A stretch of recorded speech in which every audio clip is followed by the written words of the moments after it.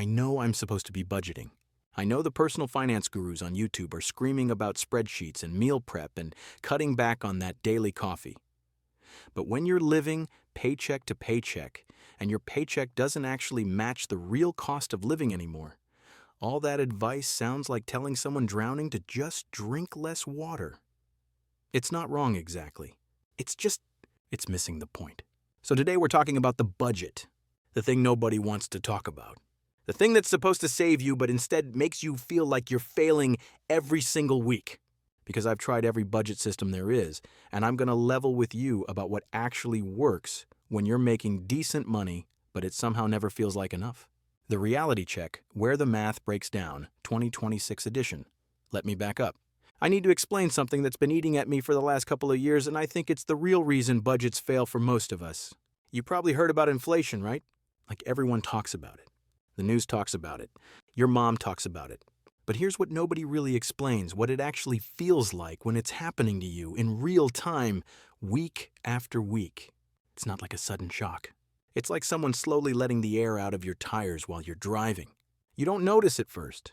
Then one day, you're limping along and wondering why the car feels weird. In 2024, the official inflation rate was hovering around 3%, right? The Fed kept saying it was under control. Fantastic. But here's where the math gets depressing. A gallon of milk that cost $2 5 years ago, now it's hovering around $4. A dozen eggs? $2.99, easy. Gas prices swinging between $3 and $4 depending on what day you're having a bad luck. Rent in most U.S. cities is up somewhere between 25 and 40% since 2019. Not per year. Total. But we're in 2026 now and it keeps going. So when someone tells you budgeting is about discipline, what they're really saying is figure out how to make a shrinking dollar do more with less. And I'm sitting here looking at my receipts thinking, okay, buddy, I am being disciplined. I'm not buying steak. I'm not buying name brands. I'm not buying anything I don't absolutely need. And somehow, my grocery bill is still 50% higher than it was 2 years ago. That's not a budgeting problem. That's a math problem. And it's important to understand the difference because if you think your broke situation is 100% about your behavior, you're gonna beat yourself up for things that are actually just how expensive life got. Here's what I mean. Let's say you're making 40 grand a year as a freelancer or a warehouse worker or whatever. Net after taxes, benefits, all that? You're looking at maybe 28, 29 grand. Sounds decent, right? Livable. Your parents did fine on less back in the day. Except let's actually budget that 40 grand salary in 2026. And I'm going to be realistic because I've lived this. Rent, $1,200 to $1,500 a month for a one-bedroom apartment in most American cities. Let's say $1,350. That's $1,600 a year. You're already at 57% of your net income just for housing. Financial advisors always say keep housing under 30% of gross income. Okay, cool advice. Very helpful. Except that ship sailed for anyone making under 60 grand. Food. If you're buying real food, actual chicken, vegetables, some variety, you're looking at $150 to $200 a week. Maybe $200 a week if you've got a family. For a single person eating relatively smart, I'd say $700 to $800 a month. Let's say $750. That's $9,000 a year. Transportation, car payment or public transit. A used car payment is what, $150 to $250 a month? Gas, insurance, maintenance, that's another $200 easy. Or if you're in a city where you can skip the car, transit passes are $80 to $150 a month in most places. Let's say you've got an older paid-off car, but you need gas, insurance, and the occasional repair. Call it $300 a month. That's $3,600 a year. Utilities, water, electric, internet, $150 to $200 a month depending on where you live and how cold your winters are. Let's say $175. That's $2,100 a year. Phone, $60 to $100 a month. Let's say $80. That's $960 a year. Healthcare. This is where it gets real. If you've got employer-provided insurance, maybe you're looking at $150 to $200 a month in premiums and deductibles. If you don't, it's way worse. Copays, deductibles if you get sick, let's say $100 a month on average just for the basics. That's $100 to $200 a year. And that's if nothing serious happens. Now let's add it up. $16,200 plus $9,000 plus $3,600 plus $2,100 plus $960 plus $1,200, $33,000 to $60,000 a year. You're making $28,000 net after taxes. You've already spent $33,060 on the absolute basics. And I haven't even mentioned clothing. You can't wear the same 3 shirts forever. Hygiene products, toilet paper, shampoo, deodorant, that stuff adds up. Laundry, emergency savings, which everyone says you need, but how exactly? A single meal at a restaurant, a haircut, coffee. Literally anything that isn't survival. So, yeah. You're already $5,000 in the red, and you haven't lived yet. You've just existed. You haven't had a birthday. You haven't had a car repair. You haven't caught a cold that kept you home from work for 3 days. You haven't had your water heater break. And someone's out there saying, well, Mr. Bill, if you just cut back on that daily coffee and make it at home, you'll save $5 a day, which is $1,825 a year, and that'll fix everything. Yeah, that'll fix $1,825 of the $5,000 hole. Great. Now I'm only $3,175 screwed instead of $5,000 screwed. I'm basically rich. So when I say budgeting is hard, I don't mean it's hard because you're undisciplined. I mean it's hard because the system is fundamentally broken for anyone under 60 grand a year in 2026. The prices went up. The wages didn't. And someone expects you to smile and pull yourself up by your bootstraps. The diagnosis: why budgets fail and why the old advice is garbage. Okay, so I've tried every budgeting system. Every single one. When I was younger and dumber, I tried the 50-30-20 rule. You know, where 50% of your income goes to needs, 30% to wants, and 20% to savings. I looked at that math and thought, okay, easy. Then I tried to actually live by it, and I realized the 50% bucket already overflows before I even get to the wants part. The 30% wants budget was 0, because there were no leftover wants. And the 20% savings? Buddy, I couldn't even begin to save 20%. I'd be lucky to save 2% if nothing bad happened that month. Then came the zero-based budgeting phase. You know, where every single dollar gets assigned a purpose before you spend it. I'd sit down with my spreadsheet like some kind of accountant, assigning dollars to categories, feeling so in control. Then I'd get hit with an unexpected car repair, or my rent would get raised $50, or the price of eggs would jump again, and the whole thing would collapse like a house of cards. Zero-based budgeting works great if your life is predictable and your income is stable. But if you're living close to the edge, which most of us are, you need flexibility, not a spreadsheet that makes you feel like you failed at math. Then there's the whole track every single expense approach. There are apps for this. Mint, YNAB, EveryDollar, 1,000 others. The idea is you log every transaction so you know exactly where your money's going. And sure, that's useful. I found out I was spending $180 a month on stuff I didn't even remember buying. But here's the thing nobody mentions. After about 2 weeks, tracking every expense becomes exhausting. You're tired from work. You grab a coffee. You realize you forgot to log it. You feel guilty. Or you log it and watch your overspending counter go up, which just makes you feel worse about yourself. Pretty soon, you quit tracking because it feels like emotional self-harm, and then you're back where you started, just with less hope. The real problem with most budgeting advice is that it assumes your life is stable. It assumes your job pays the same every month. It assumes your car won't break down. It assumes you won't get sick. It assumes that the things that cost money will cost the same amount as last month. For people making really good money, sure, that's maybe true. You've got a safety buffer. You can handle surprises. For the rest of us, life is chaos. Some months I get extra gig work. Some months I don't. Some months my allergies flare up and I'm buying medicine. Some months my internet goes out and I have to call the ISP to fix it, and apparently that costs $80, even though the internet was working fine until they broke it. So I stopped trying to follow the perfect budget. And you know what? That's when things actually started to change. The diagnosis. Part 2, the psychological trap. Here's something nobody wants to talk about. The psychological weight of being poor, or even just lower middle class trying to act like you've got it together. When you're constantly watching your money, constantly stressed about it, constantly doing the math in your head, can I afford this? Should I buy that? Is this a necessity or a luxury? Your brain gets exhausted. It's called scarcity mindset, and it's real. And it makes you worse at decision-making, not better. There was this study at Princeton where researchers looked at how poverty affects decision-making. They found that when you're poor, your brain is constantly occupied by the worry of being poor. It's like you've got a browser tab that never closes. You can't focus on long-term planning because your brain is too busy going, but what if the car breaks down? What if I get sick? What if? And every what if is a real possibility for you. So you make impulsive decisions. You buy something small to feel better because emotionally you're exhausted. Or you don't spend money on something you need because you're in panic mode and you're convinced the world's about to end, so why bother? Then you get resentful of the whole budgeting process because it just reminds you that you don't have enough. And that's not weakness. That's neuroscience. Your brain is literally less capable of complex financial planning when it's under constant scarcity stress, which is why the whole just budget better advice is so frustrating. It's like telling someone with anxiety to just calm down. It's not wrong. It's just not helpful. I say it won't, but it'll make you less stressed and it'll stop the bleeding. Step 1. Forget the percentages. Calculate your actual baseline cost of living. Grab a piece of paper or a spreadsheet. Write down everything you have to pay every month to keep the lights on and yourself alive. Not want to pay. Have to pay. Rent, utilities, food, minimum debt payments, insurance, gas, whatever applies to your situation. Add it all up. That number? That's your non-negotiable baseline. Everything else, and I mean everything, is bonus. Here's why this matters. The 50-30-20 rule assumes you've got flexibility in your needs budget. For most of us, we don't. So instead of pretending the rules apply to you, acknowledge the reality. If your baseline is $2,500 a month and you make $2,800, then you've got $300 left. That's your entire buffer.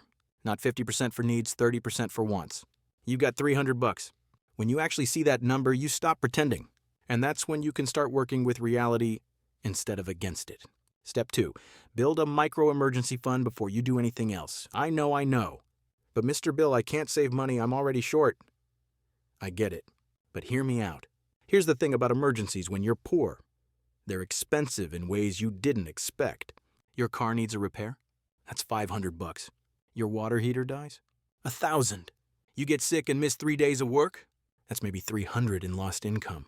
And when you're already living at your limit, any emergency just pushes you into debt. Credit cards, payday loans, the works. And then you're paying interest on top of the emergency, which means you're paying even more than the actual cost. So before you do anything else, before you try to save for a vacation, before you think about investing, get $500 to $1,000 in a separate savings account. Put it somewhere you can access it but not easily access it so you're not tempted to use it for groceries. Just this one time. Just this $1,000. How do you get it? You don't cut out your coffee. You find money that's currently getting wasted. Figure out what you're actually spending on stupid stuff each month and redirect that. Are you paying for 3 streaming services and using one, cut the other 2? That's $20-$30 a month. Are you getting takeout twice a week when you could be making it at home? That's $50-$100 a month. Not because I'm going to shame you about it, takeout is good, but because when you're this tight, every dollar has a job.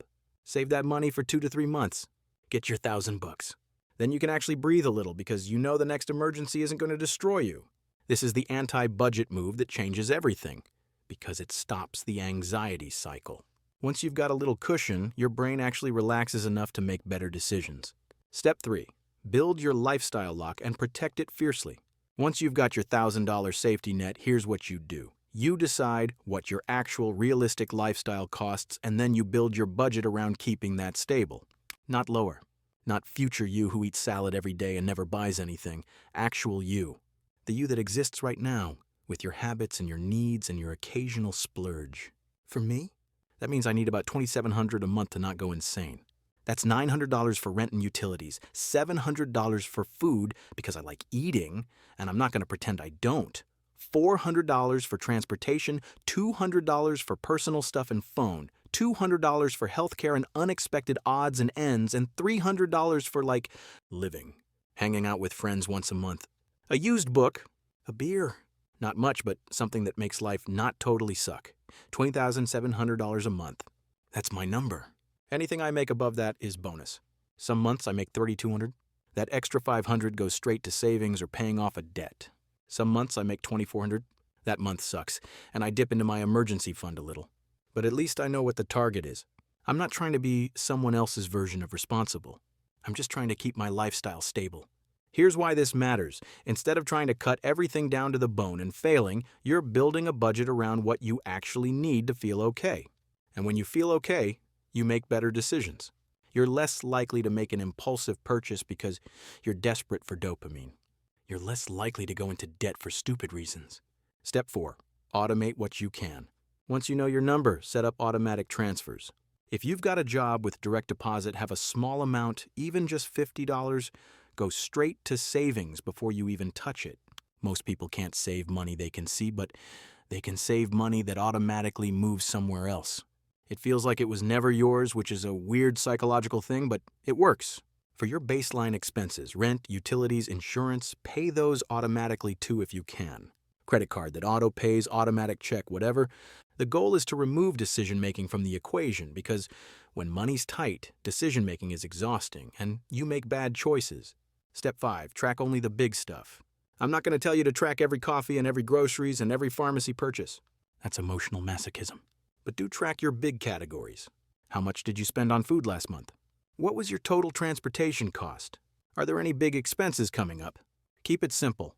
Check in once a week maybe. Not every day. You're looking for patterns and surprises, not trying to police yourself. So why this will actually work? The reason this system works and the reason most budgets fail is because it's honest.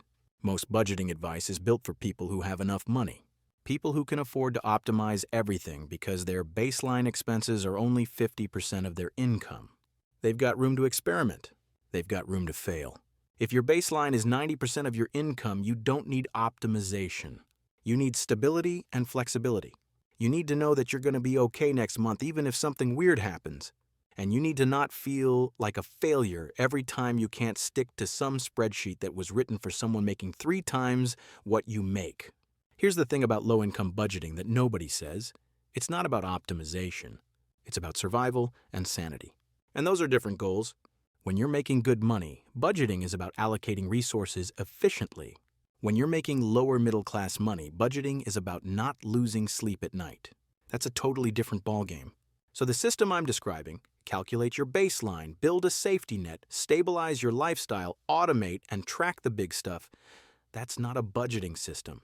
That's a psychological survival system. It's designed to make you feel less anxious and less like you're constantly failing at something. And once that anxiety goes down, once you're not in constant scarcity panic mode, your brain actually functions better. You make smarter decisions. You're not as tempted by stupid purchases. You actually have the bandwidth to think about things like paying off debt or building slightly more savings. But here's where I gotta be honest with you, and this is the part where I'm gonna yap a little because it's the truth that matters most. Budgeting is not the answer. I'm sitting here telling you how to budget better, and it's useful information, sure. But the actual answer to financial stress isn't budgeting. It's income. It's making more money. You can budget perfectly, cut every corner, optimize every dollar. And if you're making 35 grand a year and living in a city where rent alone is 18 grand, you're still going to be stressed. You're still going to be one emergency away from a problem. You're still going to be trapped. The real solution is making more money. And I know that sounds obvious and kind of depressing because just make more money sounds like advice from someone who's never been broke. But that's the real gap. So while you're using the system I just described to stabilize where you are, you got to also be thinking about how you increase your income. That might be getting a raise at your job. That might be picking up a side gig. That might be developing a skill that pays better. That might be moving to a place where the cost of living is lower, whatever. But budgeting alone won't save you. It'll make you less stressed while you're stuck. It'll buy you time and mental bandwidth to think about bigger moves. But it won't actually fix anything. I'm not promising you that if you follow this system, you're going to be rich. I'm promising you that you'll feel less terrible while you're working on becoming less poor. And that matters because it's really hard to make good long-term decisions when you're in constant panic mode. So there you have it. Mr. Bill's anti-budget system for making it through 2026 without losing your mind completely. Calculate your baseline. Build a safety net. Stabilize your lifestyle. Automate. Track the big stuff. Don't feel like a failure when that system that was designed for richer people doesn't work for you. And recognize that budgeting is a tool for surviving, not thriving. The real answer, the one that actually works, is making more money. But until that happens, at least you can budget in a way that doesn't make you feel worse about yourself every time you check your bank account. And honestly, in 2026, just not feeling like a total failure is basically a win. So I'll take it. Look, I'm not going to pretend this is fun. It's not. Budgeting sucks. Having to watch every dollar sucks. But doing it the way I just described, at least you're not doing it while your brain's melting from anxiety. You're not lying awake at 3 a.m. wondering if you're spending too much on food. You've got a number. You know what you need. You know what's left over. And you're not judging yourself against some financial advice that was written for someone in a totally different situation than you. And sometimes, that's enough to keep going. That's enough to actually think about tomorrow instead of just surviving today. And maybe somewhere down the line, when your income catches up to the actual cost of living, which hopefully happens because it has to happen eventually, or society's going to have bigger problems than my grocery bill, you can actually use that money to build something. But for now, this is how you do it. Not perfectly, not optimally, but honestly and with your sanity mostly intact. So go home, open your statements, do the math, and be gentle with yourself when you realize how broken all these things is. All right? I'll catch you next time.